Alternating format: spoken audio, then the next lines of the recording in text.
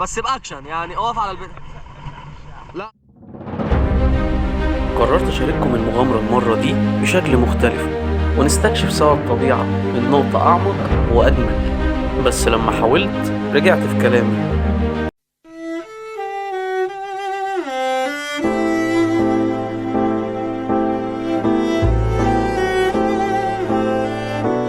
يعني انت كده يا كابتن عز خايف تنط؟ لا، ما اصل في شقف، انا خايف انزل. لا ما تخافش يا كابتن، ما احنا نطينا امبارح. طبعا السلامة أولا. كابتن عز بيودعنا، خد بالك من نفسك تقول لي كده؟ وما تعملش مشاكل. وبالرغم إن الجو تلج بس شكل البحر مغري جدا. أنا كابتن عز ودي رحلة الزعفران. حقيقي البحر في قمة المتعة. عمت كأني أول مرة أروح بحر.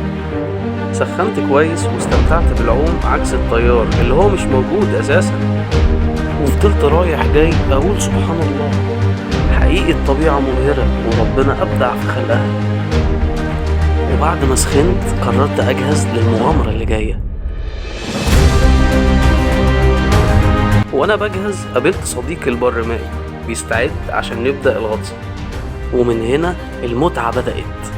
أنا كابتن صلاح وقررت أشارككم الجزء الأمتع من المغامرة، وهنا ابتدت المغامرة الحقيقية. غطسنا واصطادنا بالهاربون واستكشفنا بيوت السمك في الشعب المرجانية، وتأكدت إن إحنا مهما استمتعنا بجمال الطبيعة هننبهر برضه في كل مرة. تابعونا في الجزء الثاني عشان نحكي لكم كل حكاية بالتفصيل.